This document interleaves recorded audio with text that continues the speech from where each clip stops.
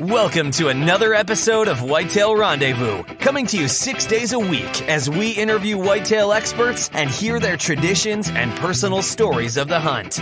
Learn more about the latest gear, discover proven tips, and the latest strategies so you can make your next hunt a success. Now, here's your host, Bruce Hutchison.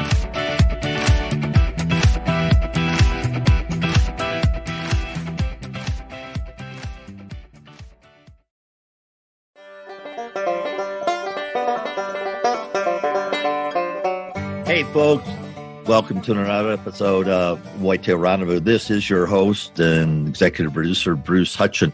And we're traveling out to Kentucky today. We're meeting up with Bo Hutchison. No, it's not Hutchin or Hutchinson. It's Hutchison. Hutchison. And so, Bo, welcome to the show. Thank you, Bruce. I appreciate you having me. Well, and Bo has on his team, we're going to talk about humble bow hunter coming up, Casey and Hope Hutchison also, and they're not related. So a lot of people, I asked Bill about that in the warm-up, but they're not related. But Bo, you got something going on with Humble Bow Hunter. So let's just start the show off right there and tell people what you're doing, what your vision is, and where the thing's going. Well, it's a long story. So we had talked, you and I, off the air about how I got into hunting. So my father was a single parent. My mother passed away when I was a child. So if he wanted to hunt or fish, he took my sister and I with him. So we just got ingrained in the lifestyle because it was something that he was interested in.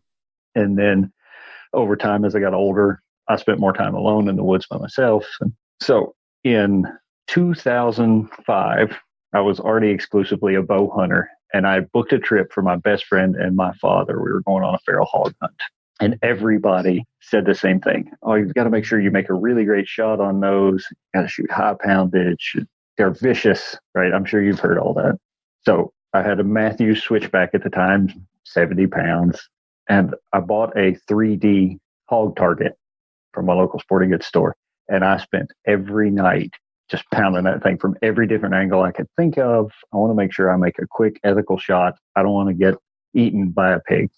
The night before the trip, out in the yard, just like every other night before it for probably 2 months, I drew back, got almost a full draw, and something popped in my left shoulder. Ow. Yep. I didn't tell anybody. I gathered my equipment, packed all my gear. I'd paid for the hunt. I'm going on the hunt. We pack up that night. We drive through the night, get to where we're hunting the next day, check into the hotel. I'm the youngest of the three, so 2 queen beds. I get the cot. I don't sleep because my shoulder is absolutely throbbing. I'm up absolutely all night. So next morning we load up before daylight, get to the woods. The guide put me in a ground blind where I was hunting with a bow. And about 8 o'clock, I finally got good and warm, and my shoulder was resting in the chair, and it stopped hurting. For like a day and a half, I hadn't slept. It got good and warm, and I nodded off. So I wake up, sweat pouring off of me, look at my watch. It's 10 a.m. I've slept 2 hours. I've missed all the good hunting. So I'm kind of kicking rocks in the ground blind and aggravated at myself. No sooner than I looked up, it sounded like a semi-truck coming through the woods. Big group of hogs comes running right out. Spotted hog stops 30 yards broadside to me. Bruce, I don't remember pulling the bow back. Just pure adrenaline took over. But I made that shot with a torn rotator cuff. Got my hog. Everybody else got one. Came home. I put my bow in the garage, back in its case, and I didn't touch it again until February 1st of 2016. So 2005 to 2016, I didn't touch a bow. I didn't go hunting. Focused on my career and family. And Did you get your shoulder repaired? No, just I don't go to the doctor. I let it heal. It still pops and cracks, and it's a nightmare. From 2005 to 2016, I'd gotten very complacent and gotten a little hard on myself, maybe even a little depressed.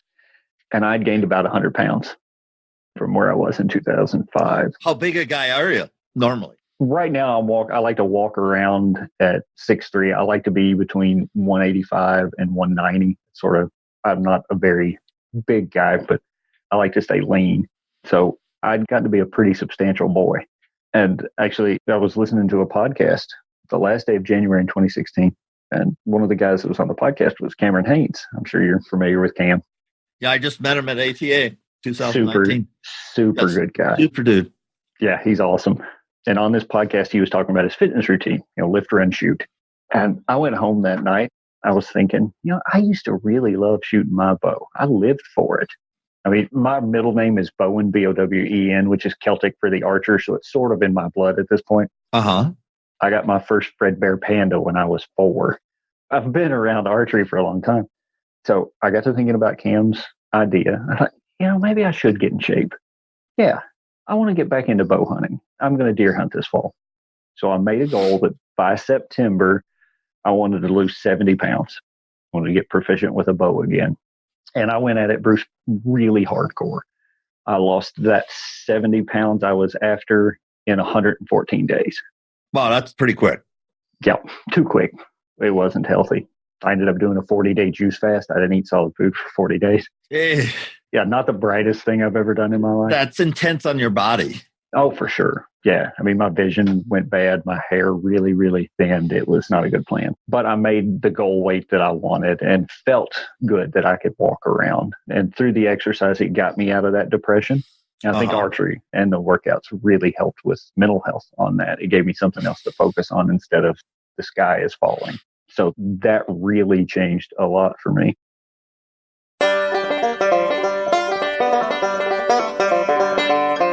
Want to become a smarter deer hunter? Know when to hunt, where to hunt, how to hunt? Well, Deer Hunting Institute Part 1 was created to do exactly that. Because many people have told me they struggle with spending all days in the wood and never seeing a deer. Only shooting does and young deer. Leaving the woods empty-handed way too many times. Found Mr. Wonderful, but just couldn't get on him. Having difficult finding a place to hunt. Recognizing possible mistakes you're making every year. Having tried and failed to find qualified mentors who deliver results. If you had these frustrations or struggles, go to deerhuntinginstitute.com and there you'll find a 13-module course to help you solve these problems. Again, go to deerhuntinginstitute.com and find some answers.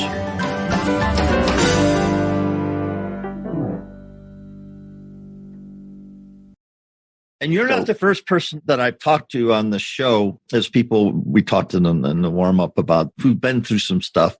Why do you think hunting, and specifically archery hunting, helps to get out some of the dark spots you end up with in our lives? Why do you think that happens? I still find this every day because I shoot every single solitary day. From when I picked my bow back up on February 1st of 2016, I've missed 18 days where I haven't shot a bow. That's just because I was in a place where I couldn't. Yeah, you get an archery range in your basement, right? Yeah, I built a full range in my basement. And I have a 3D range in the backyard. I'm addicted, Bruce. How big's your range in the basement? 20 yards. So I think for me, the moment that arrow releases, you're not thinking about anything else. You're really not even thinking about the shot. Just for that brief moment, your mind goes completely blank. You're at full draw, you're relaxed, and you just work the shot. And for me, when I felt a really good shot, my mind was calm. There's no chaos. There's no darkness. It's just quiet. And so for me, okay, I like this feeling. I can repeat this feeling by shooting another arrow. And then obviously as I've built up stamina and proficiency, okay, yeah, now I need to get back into the woods. And just being able to be outside and watch the world wake up. Yeah, that's pretty cool. Oh, it's one of the most amazing things you can see. Replication, because when I was shooting a compound, I don't shoot a compound anymore. I have 2 pins in my right shoulder, so that's not going to happen. Yeah, could I shoot a 30-pound bow? Probably, but I don't want to. I'd have to restrict myself to 20 yards, traditional bow, and traditional bow doesn't let up. The doctor doesn't recommend it, so sure. I shoot a crossbow though. And I moved out to Colorado in 85, and so I had a 20-yard range in my backyard.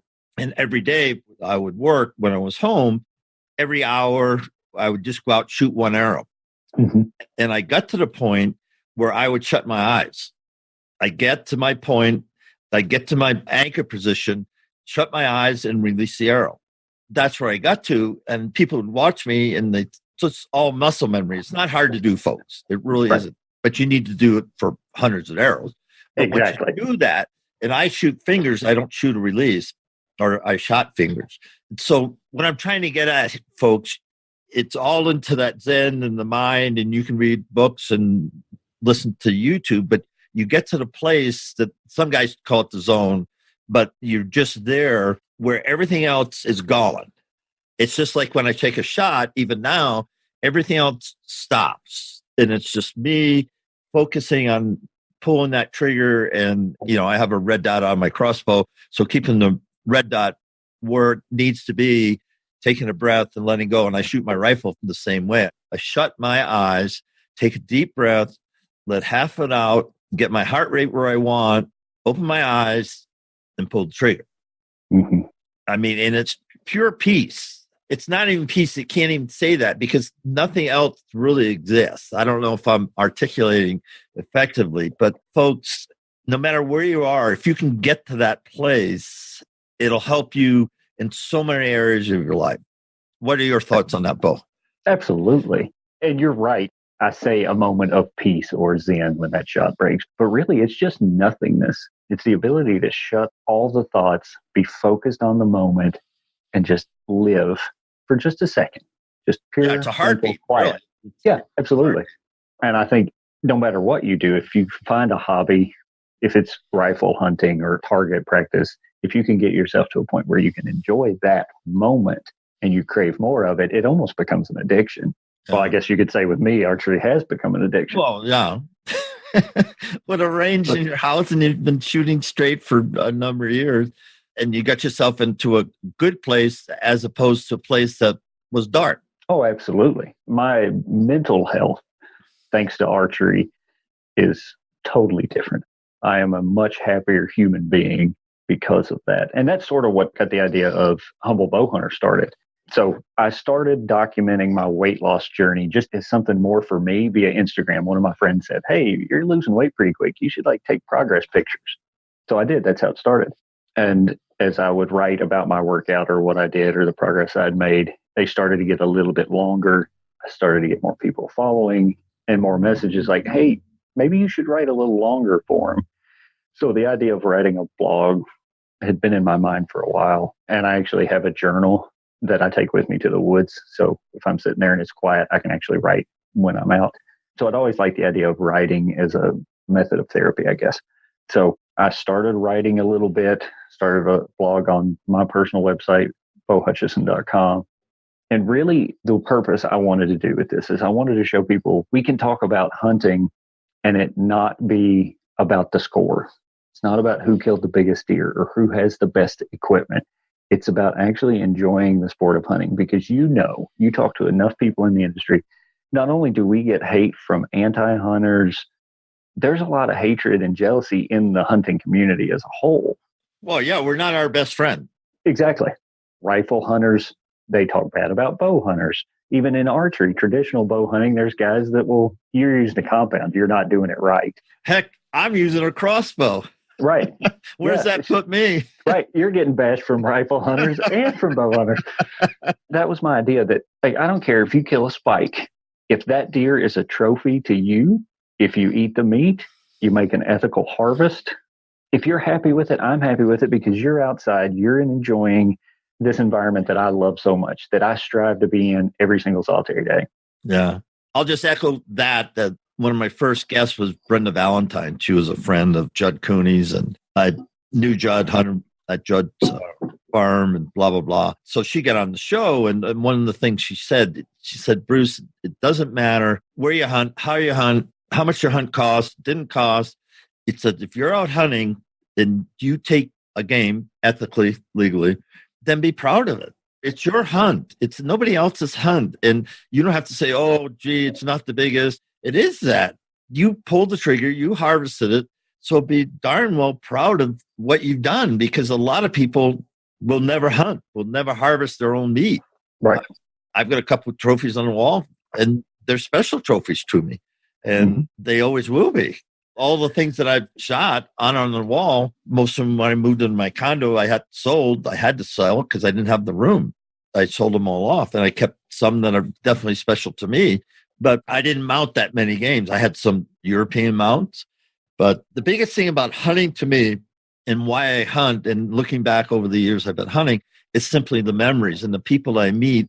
And now, so I've extended that into the podcast. I've met over 600 people that I wouldn't have known prior to this, who are just like you, Bo, are hunters and are interested in helping other people and expanding the hunting community. What a wonderful thing. Absolutely. And that's what our hunting community needs to be. It needs to be people that have an outreach to introduce people, women, children, even men, into this lifestyle, just to show how great it really can be and what it can do for you mentally, physically, the whole deal. Yeah, the skills. And I have a co-host, Metal Caulfield, and she talks about adult onset hunting. That's going to be in my book. And of course, I might as well announce it now because it is coming soon. Deer Hunting Institute is going to be the name of it. And I already own the URL for that. So just don't go out and steal it. And I have the Gmail account. So you can't get that either. And my logo will be trademarked soon. So perfect. So it is coming.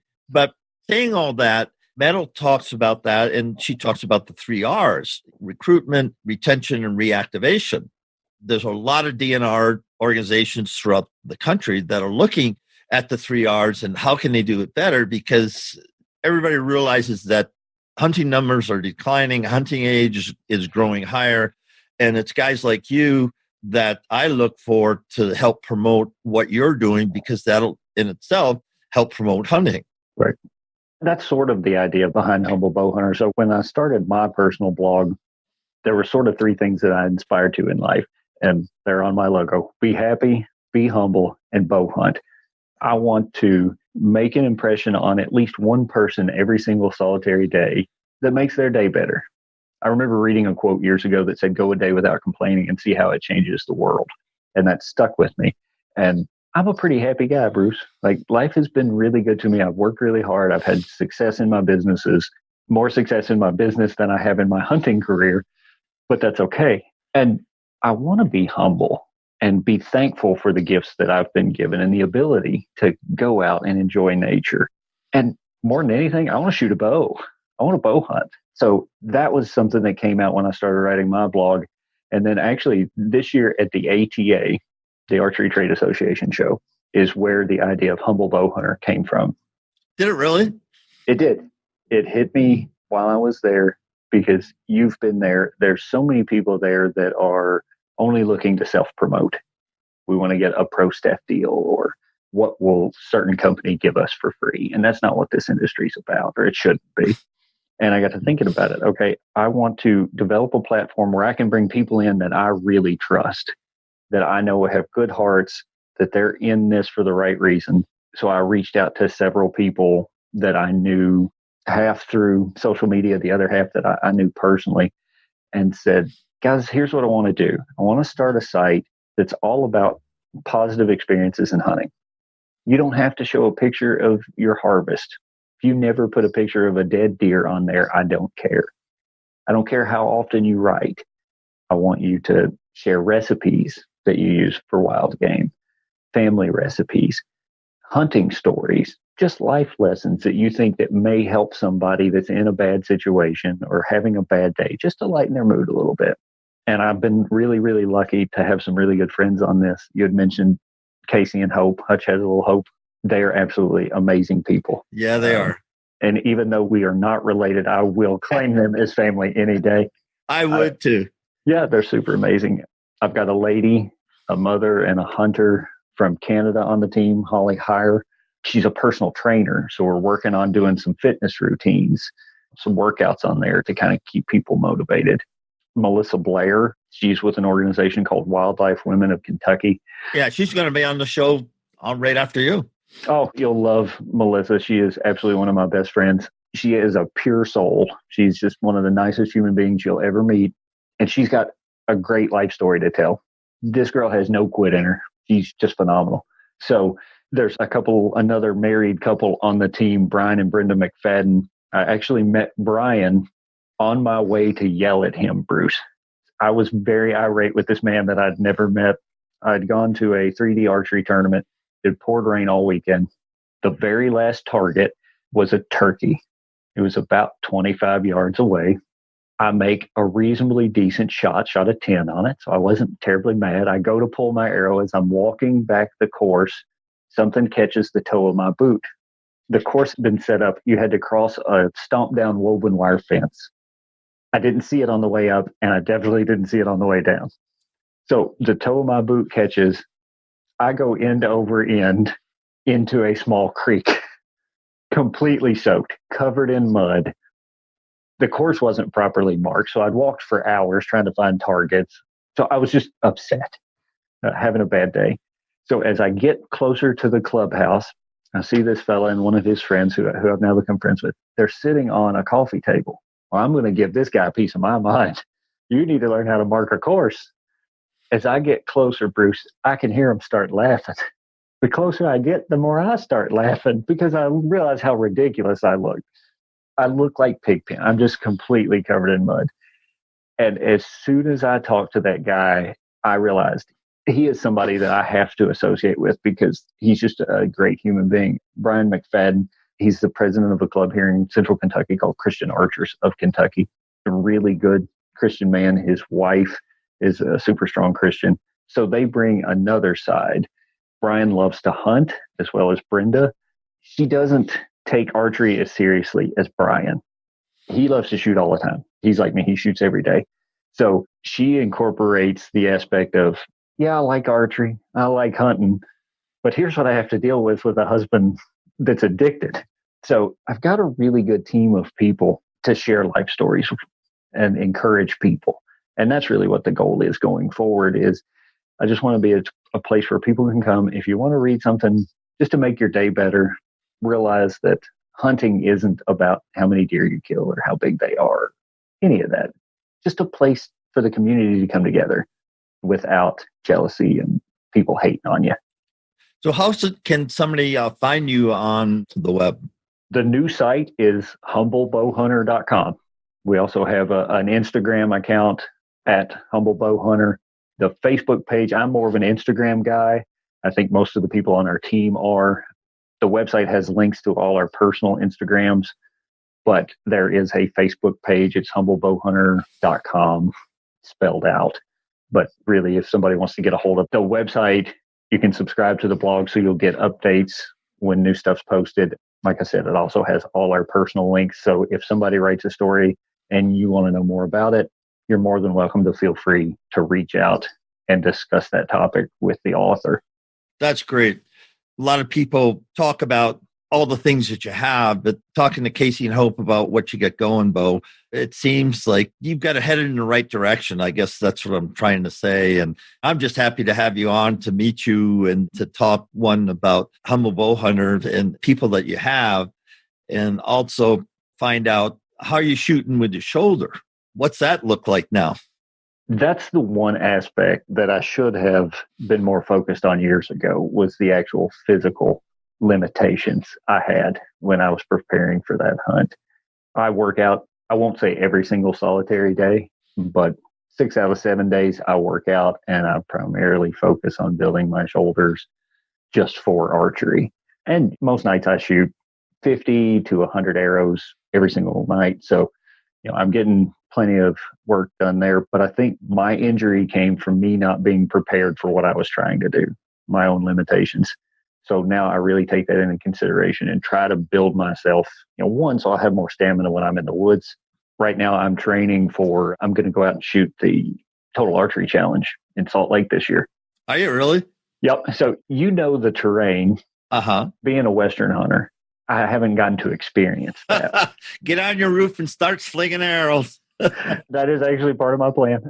So, just preparing myself physically for that. I've been doing a lot of elevation training on a treadmill. I raise it up, use a weighted backpack, use a breathing restrictor mask to get used to elevation. That'll help. It'll help. Yeah. I just want to be in peak physical shape for anything that I do now.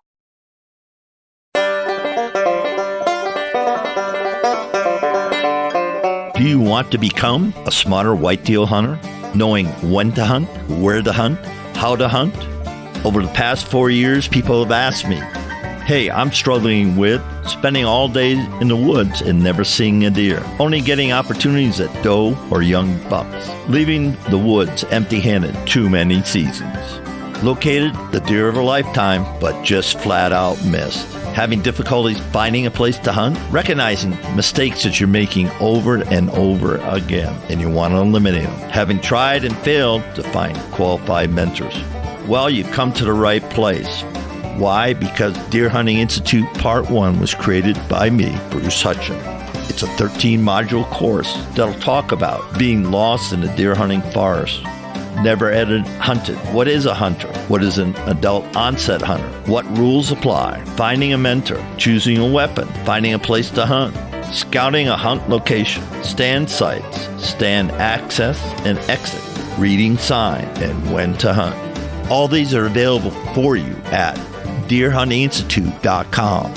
Go now to deerhuntinginstitute.com and sign up for the best deer hunting course in America.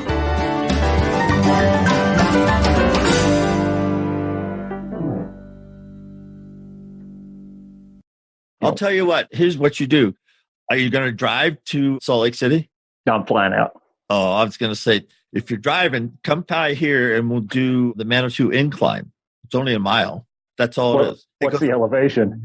It goes up 2,000 feet in elevation, and it's over 40 degrees. So just Google Manitou Incline, and the Olympic athletes that they train on that. Mm-hmm. World-class people train on it. I've done it once. I did it. I made a deal when I got my hip replaced that in 12 weeks, so 3 months after my surgery, I would climb the incline. And I did it. Nice. That was absolutely nuts because from the top, you can see the bottom. That's how steep it is. I was actually once described as obsessive. Yeah. So I don't know if that's a blessing or a curse, but when I set my mind to a goal, I want to crush it. I want to be the absolute best at anything I try. And I'm not. I've never been great at anything. I'm fair to middling at most things, but I like to think that if I have a goal in mind, nobody's going to outwork me to reach that goal. So how long ago was your hip replacement? 2016. Oh, so really recent. Oh, yeah. Anyway, that was pretty nuts. So I made the deal with this doctor, and he's a world-class doctor. His wall of fame, the first time I went to see him, I went, holy fright. Because my adopted son, he's a parts guy. He sells screws and plates and stuff for orthopedic surgeons. Okay. So he sells parts. Real expensive titanium screws and stuff. So he said, you have to go see Dr. Myers. And he happened to live in Colorado Springs. He said, it's going to take you 6 months just to see him, another 6 months to get scheduled for surgery. But the best guy to work on me, and knowing the things that I do and will continue to do. So I did that. So I saw him and I said, what's it going to take to get on the wall? And he kind of thought about it. And I said, okay, here's what I'll do. 12 weeks, I'll climb the incline. And he just looked at me and goes, that'll do it. And so that's how that worked out. But anyway, that gets to goals and being focused. And that's why I brought it up here on the show, because it's so important to do the things that you're doing, because you decided, one, I'm going to lose 70 pounds. Not the smartest way to do it in 100 some odd things, but you did it. What are you shooting your bow now at? What poundage? My hunting bows I do at 70, and my target bows are 54. Yeah. Because I learned with kinetic energy, okay, speed's important. I get that. Right. But you don't need all the poundage to get to kinetic energy. It's the weight forward of your broadhead and all those other calculations. You don't have to shoot 70 pounds anymore. Right. And you probably get less torque and everything. And I don't know if you use a muscle pull release or what kind of release you use. A thumb release. Okay.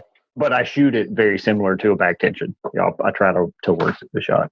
Now, the weight at this point doesn't bother me, just because I have spent the last 2 solid years trying to build that back up, and I do it every day. So for me, I'm not terribly concerned with another catastrophic injury at this point. I'm still relatively young, even though the gray in my beard seems to show otherwise. Yeah. Well, for what it's worth, as you do get older, you're not going to lose anything. And I've known guys that I used to shoot 70 pounds.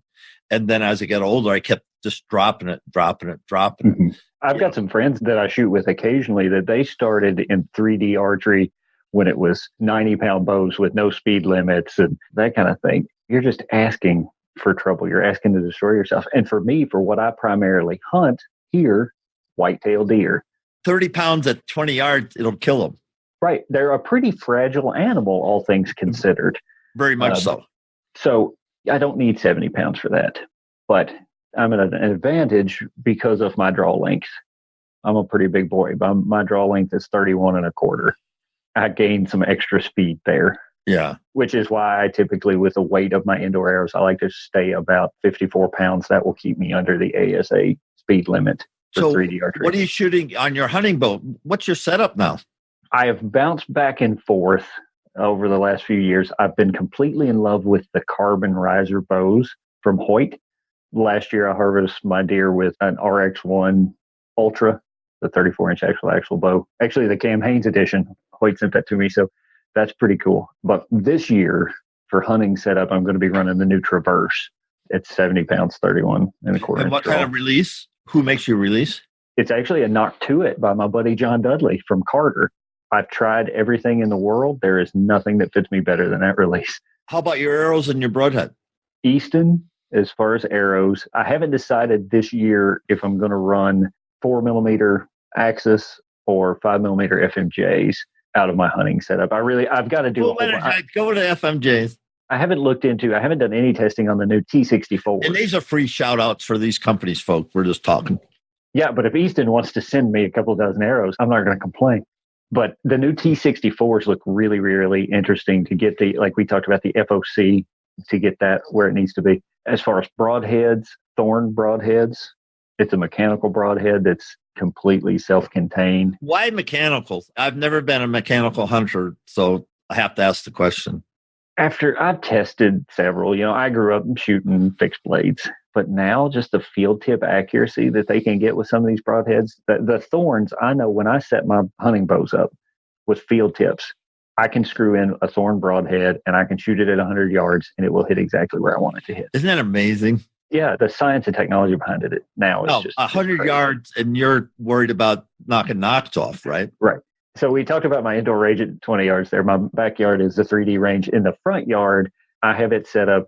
I could probably shoot 150, 200 yards in the front yard, but I max it out at 100. And in the summertime, I practice every single solitary day at 100 yards. No, are you stacking them at 100? I'm not going to say that. I'm going to say I can keep them in a 5-inch group for half a dozen arrows. So where do you have to be careful of shooting the same target? At what range? Obviously indoor. I would never do it. Actually just shot my personal record indoor for night before last on a Vegas face, 324X. With indoor, you're shooting at something the size of a penny at 20 yards, and you're cramming an arrow that's half that diameter into it. You don't want to risk it, but I try not to. On 3D stuff, I'll risk it at 30 yards. Anything closer than that, I'm just going to shoot for an upper 12 or go for a different target. But what's amazing with the longer distance practice for me, and especially, when spring hits, I'm going to go back out. I'm going to be incredibly sloppy. If I can keep it on an 18-inch block at 100 yards, I'm going to be really, really happy. But by the end of summer, I want to be able to have it in that 5 or 6 inch group at 100 yards, because as soon as you drop back to 20 yards, you are right on top of it. It's a chip shot once you get used to shooting longer distances. Now, do you shoot in beam fields or open territory at 100 yards, but you shoot a deer at 100 yards? No, absolutely not. I like the idea of no more than half of what I practice. So I've got pins set to 50. Now, I'm not saying that if a Pope and Young walks out at 51 yards, that I'm not going to take that shot. But realistically, anything over 40, I'm going to just, for ethical purposes, I'm going to be a little iffy on taking that shot. Yeah, my crossbow, I have it set up at 52, and I can shoot at 80 yards all day long. Right. But still at 52. And my other bow, when I was shooting compound, I had 4 pins, so it was a 40-yard pin. I shot a bull at 44 yards. That's a long shot on an elk, from what I understand about Western hunting. It is, but it isn't.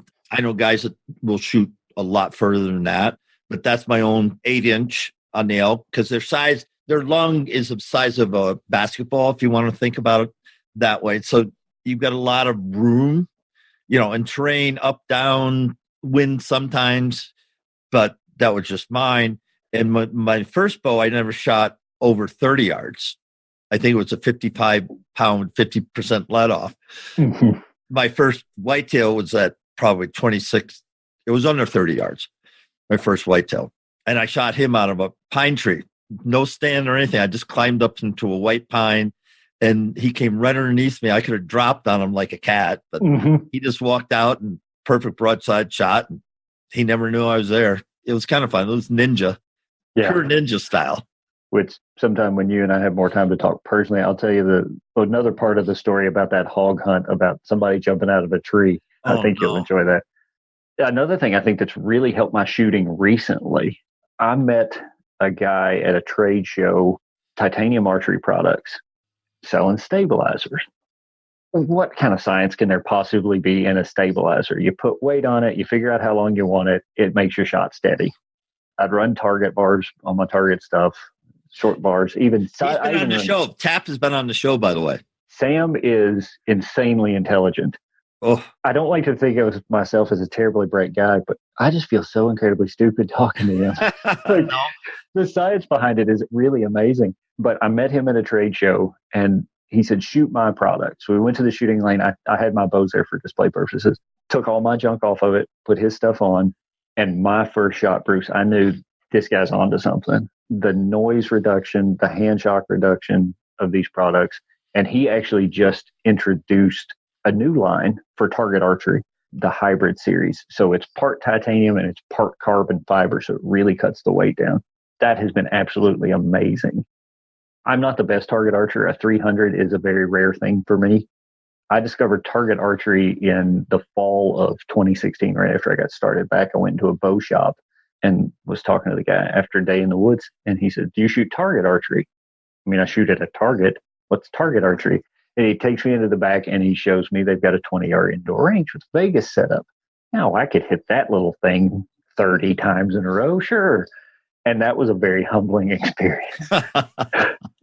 Very humbling. I'm in my office now. I still have that target. My first Vegas face was a 276. So it was not a pleasant experience, but I knew it was something that as soon as I did it, I realized this will make you a better hunter. And so as I took the deep dive down the rabbit hole of target archery, that's when I figured out about stabilization and side stabilizers and letting your equipment do most of the work. But then when I met Sam and the guys at TAP and tried that product, I knew, okay, this is a totally different level. So since September of 2016, when I started target archery, I've shot 4 300s. Not great. 3 of them have been since Christmas. Wow. The last 3 have been with TAP stabilizers, and the last 2 have been with the new Target stabilizers. Now, can you use a glove? Are gloves allowed? I think so, yeah. I never have, so I've never really looked into the rule book. So here's a glove and Pro X handgun. And he sent me one, and he was on the USA. He qualified for the UST. He never went to the Olympics, but anyway, okay. He qualified. He's out of Utah. And then he started talking about torque and how that glove helps with torque. And I got lost. He's kind of like Sam. I just get lost. Right. But Shooting Edge or Shooter's Edge is the name of it. So check that out. We're giving a lot of free shout outs today, but that's exactly. That's just the way it is, folks. And nothing that we can say. That's just the way it is. And that's what we're doing today. And also, if any of these companies, again, want to send me free stuff, I will gladly take it. Yeah. Yeah, I'm with you on that. That's for sure. Target bows get expensive.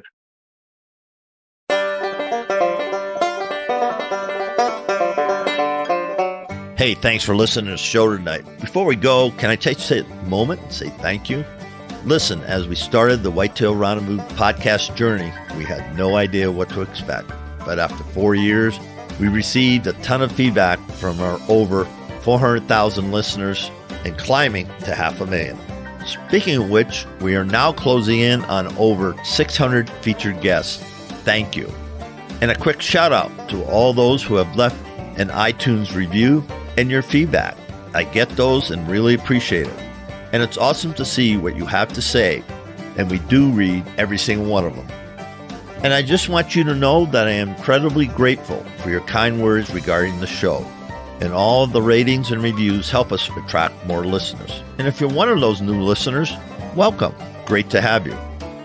By the way, if you haven't taken the time to rate and review our show and like the Hunting on Private Land strategy on how to get permission to hunt a private property, go to whitetailrendezvous.com as a special gift for just rating and reviewing our show. When you get there, look for the start button to get the details. Listen, I'll share you the top technique from some of the top hunters in the country on how do they get permission to hunt on private land. I'll share with you the exact techniques they use to get permission. As my way of saying thanks for rating and reviewing the show on iTunes. So join us next time. And remember, we're all on this journey together, learning, sharing, and becoming 365 hunters.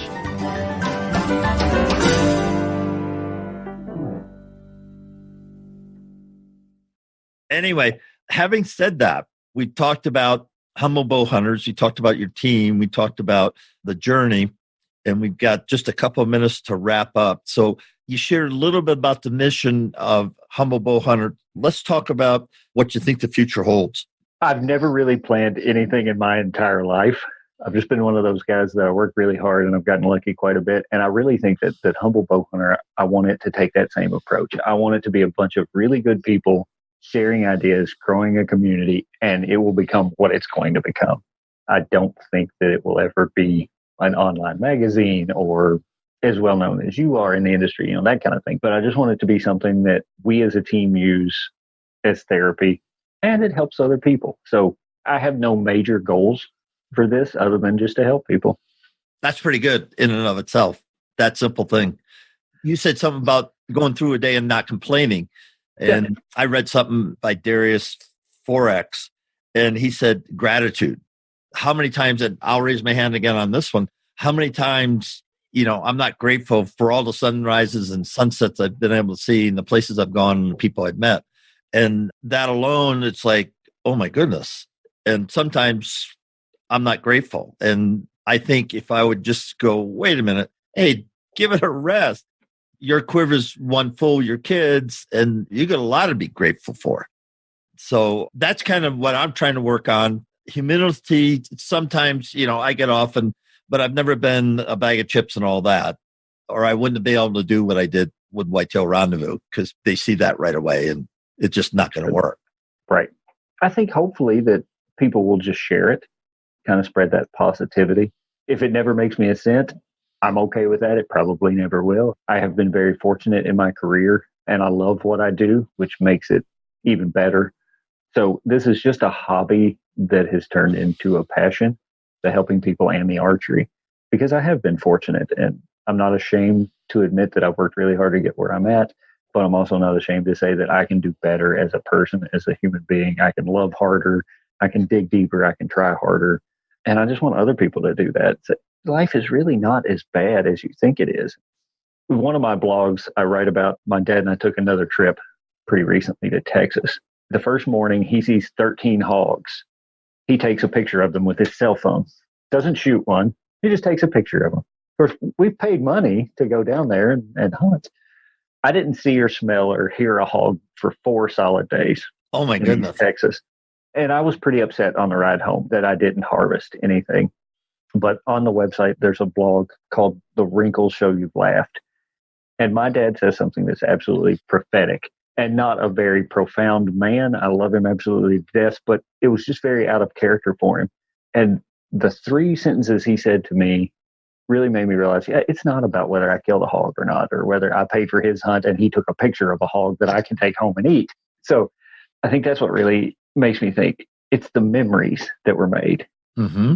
Like you said, with the trophies. Yeah, I've got some antlers on my wall. I've got a turkey tail.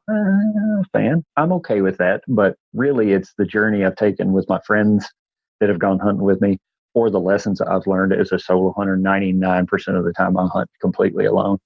So being able to share that aspect and share my memories and positivity is really all I'm going for. And with that, folks, we're going to end this session with Bo Hutchison of Humble Bow Hunter. And Bo, it's been great. It won't be the last time because I look forward to interviewing all your team in the months ahead. So let's get that set up. I know we got Melissa coming up pretty quick here, but I want over the next 6 months to make sure we've got your whole team on the show. Perfect. Thank you so much for having me. Thanks for joining us. Be sure to tune in tomorrow for another episode of Whitetail Rendezvous, where you can listen and learn from the experts so you can be more successful on your next hunt. Until next time, listen, learn, and succeed.